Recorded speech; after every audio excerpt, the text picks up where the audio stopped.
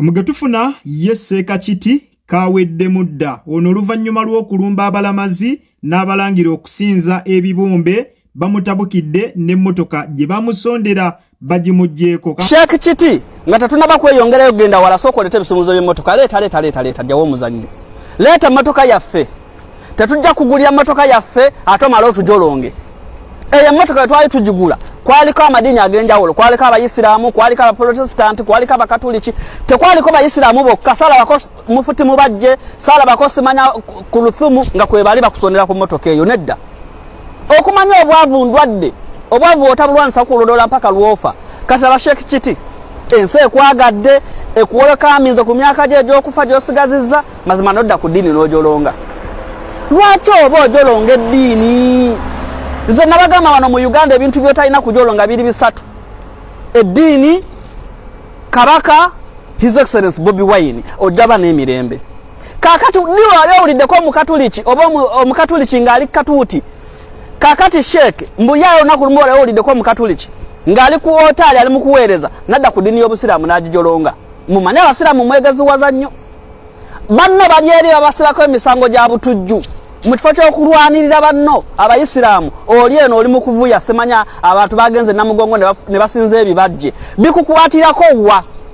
nze bwenkera kubaca n'ensinza ekibumbe gwe kikukwatirako wa ate mmwe bayisiraamu mmwe mwalijewo ebintu by'ekisibe eby'okuboolaboola ebyo n'ebyokwefuula abamanya ennyo eddiini mmwe mutegera eddiini zonna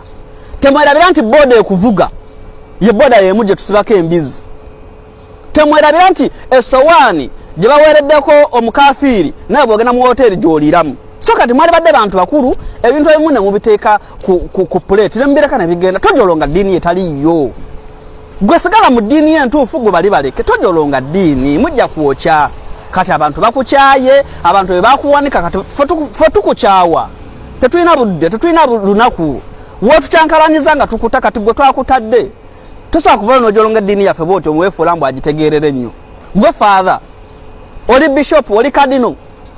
lwaki osigala mba mufutibwo n'obeera eyo Sheikh nfundikira nkugamba komyayo emmotoka yaffe gende wamubajja kugulira emmotoka obayita ba imaamu simanya baswahaba simanya ba mufuti bakugulire ffe twesonyiwe tuwe emmotoka yaffe oba seekyo sonda sente zaffe ze twakuwa buli omu nga mukatuliki omuddize sente zo buli omu asigale mu ddiini ye bwe tubalumbanga mutukube ate tukugulidde emmotoka ate weefuula Sheikh buzibu ki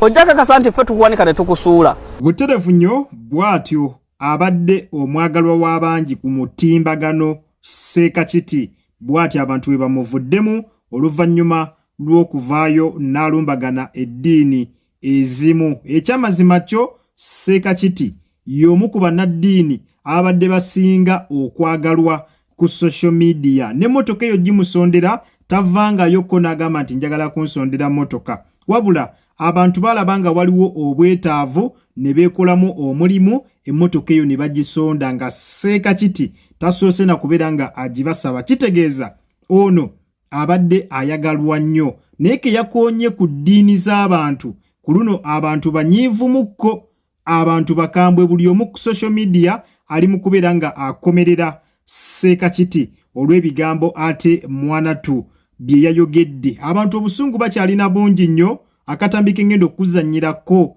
kakambwemukko kano kenzizaako ko kakambwemu naye siina kyakola kanka kuzannyire naye nga nkusaba likinga video nawe atana subscribinga gena maaso bw'otyo oberenga ate osubscribinga oza mutonzi waffe yasalawo simanyi bula wa mutonzi waffe yasalawo gwa akamotoka ke bakusondera obulamu bonna olina bwazigizago olina tugabane banno obalinnyirira obavumirira ojja vumisa ddiini y'abanno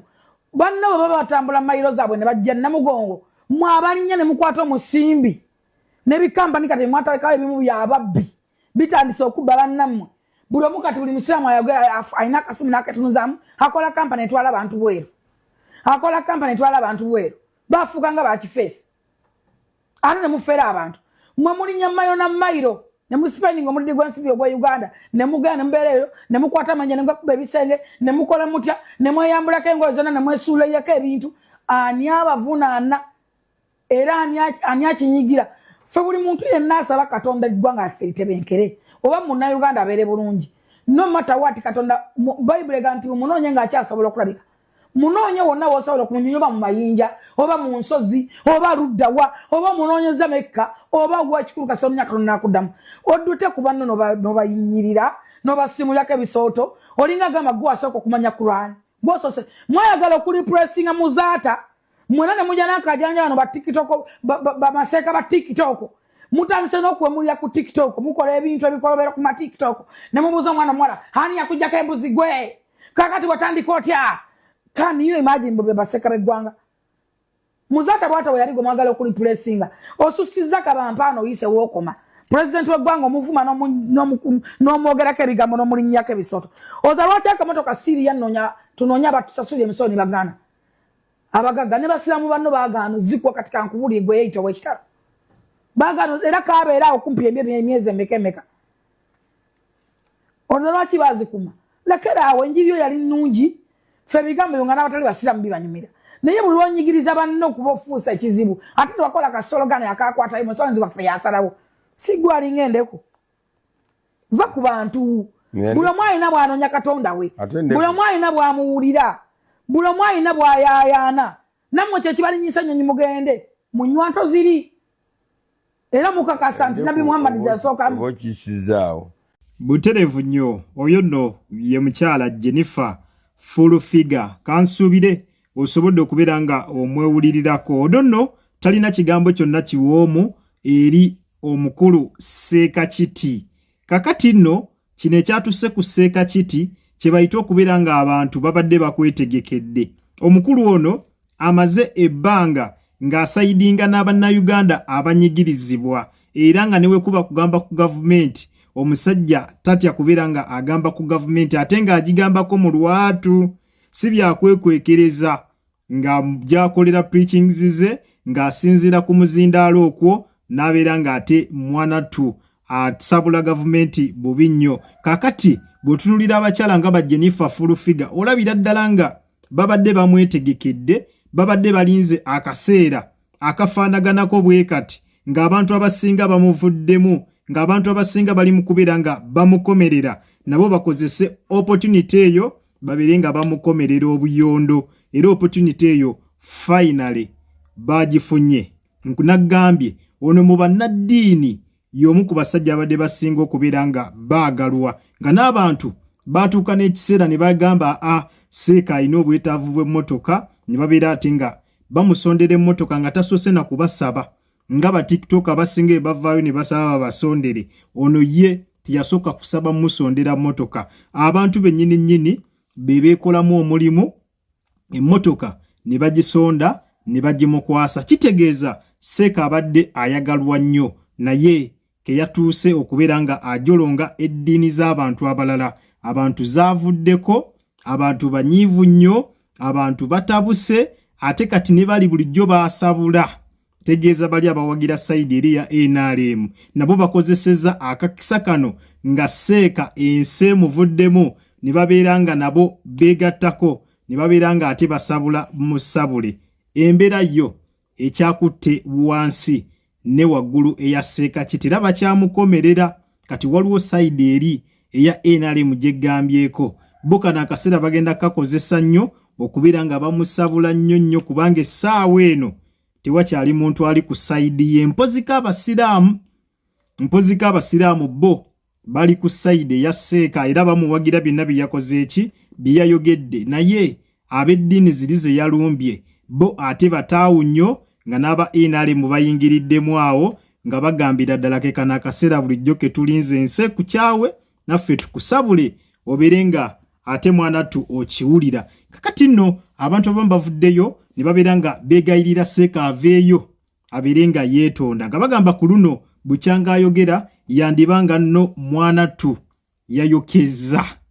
bategeezezza nti Seekakiti ekyamazima ku luno yandibanga yayokeza ate omuntu gw'oyokya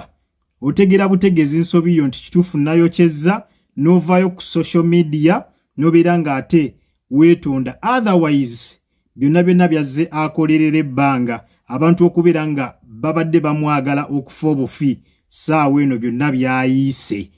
abantu kati baakaaye abantu bamukyukidde era gwe bw'oba ng'obadde oli ku social media ndowooza nawe osobola okkiraba tosobola kubeera ku fayipooku n'obeera nga tolabira ddala nti Seeka bali mu mukomerera ekitabaddeewo emabega wali babadde tebamukomerera era abadde aweebwa nnyo ekitiibwa naye ku luno abantu bo baatabuseemu ate nga kituufu okubeera nga batabuka kigambo ddiini eddiini z'abantu tekibeera kirungi kubeera nga ozijolonga bw'otyo buli muntu alina kyakkiririzaamu ate si buli muntu nti ateekeddwa okubeera nga akkiririza ekyo Seeka Kiti kyakkiririzaamu olw'okuba Seeka Kiti musiraamu tekitegeeza nti buli omu ateekeddwa okukonvaatinga nadda mu busiraamu nedda si bwe kityo bwe kirina okubeera buli muntu ayina ekintu ayina eddiini gy'akkiririzaamu so Seeka mukulembeze ekyamazima adde tasuubirwa kubeera nga avaamu ebigambo ebifaanaganako bwe bityo naye nga wetwogerera bwo social media ekutta omuliro abamu banja emmotoka bali mu kubeera nga bagimubanja kyova olaba abamu tebaagala bintu bya basondera kati buli kimu Seeka bali mu mulangira mmotoka gye bamusondera buli muntu ali mu kubeera nga alangira Seeka emmotoka gye bamusondera n'ataasonda naye omusanga akoze vidiyo ng'ali mugamba Seeka tuddize sente zaffe kwegamba ku luno ye Seeka byamutabukidde naye nga nkusaba subscribinga likinga vidiyo naawe atanaba kubeera ng'ogirayikinga mubeere bulungi